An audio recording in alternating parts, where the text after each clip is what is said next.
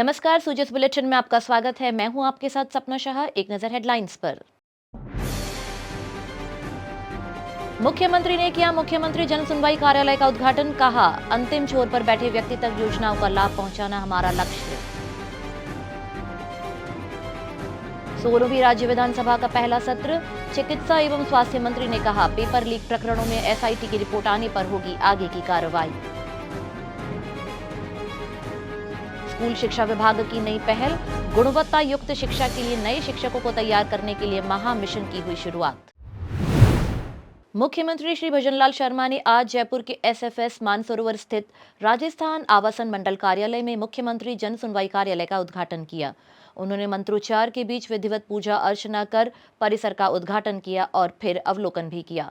श्री शर्मा ने कार्यालय परिसर में पारिजात का पौधा लगाकर आमजन को भी हरियाली बढ़ाने का संदेश दिया। इसके बाद मुख्यमंत्री ने आमजन के जन अभाव अभियोग भी सुने और अधिकारियों को समस्या के तुरंत निस्तारण के लिए निर्देश दिए।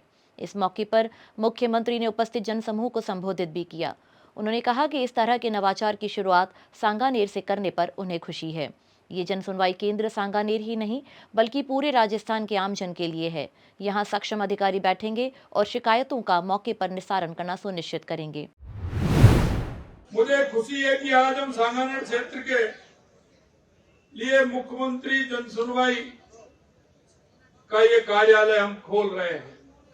मेरा इस मौके पर आपसे इतना ही मैं निवेदन करना चाहता हूं कि इसके माध्यम से हम ऐसी व्यवस्था बनाना चाहते हैं जो लोगों की बातें सुने, उनके विचार सुने, उनके विचारों को सुनना ही नहीं है, महत्व भी देना है, उनकी समस्याओं का सही समाधान निकालने का प्रयास भी करें। अगर हम गंभीरता से उनकी समस्याओं पर चिंतन करेंगे और विचार करेंगे, यहां स्टाफ भी बैठेगा जिस विभाग की उन समस्याओं को समाधान के लिए वो पत्र भी यहां से जाएंगे। मैं एक अधिकारी ऐसे होंगे जो छोटे लेवल की जो समस्या उनको वहां समाधान करें। मैं एक ऐसी व्यवस्था हम बनाना चाहते हैं।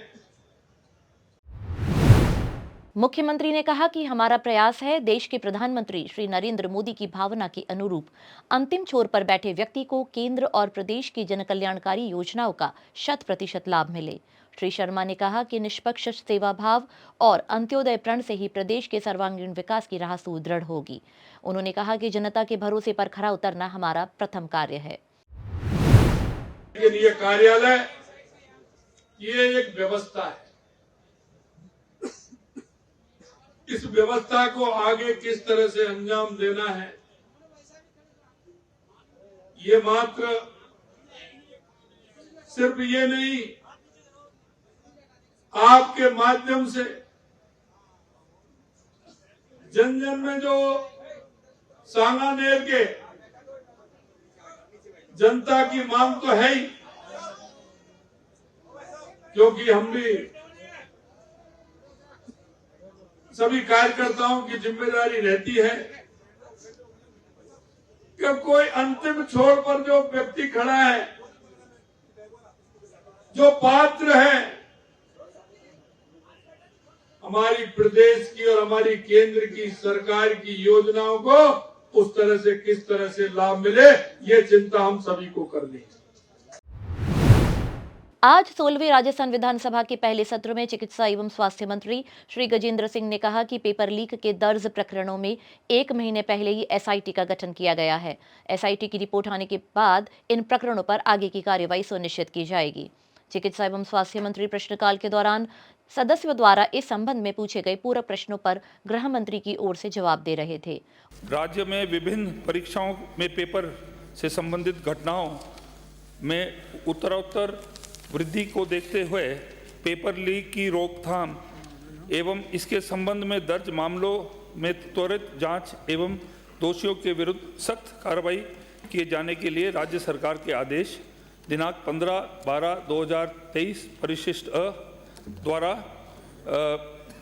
एसआईटी गठन किए जाने के निर्देश की पालना में महानिदेशक पुलिस राजस्थान के आदेश दिनांक 16/12/2023 द्वारा श्री वी.के. सिंह अतिरिक्त महानिदेशक पुलिस तकनीकी सेवाएं टेलीकम्युनिकेशन एवं टेक्निकल जयपुर के नेतृत्व में स्पेशल इन्वेस्टिगेशन टीम का गठन किया गया।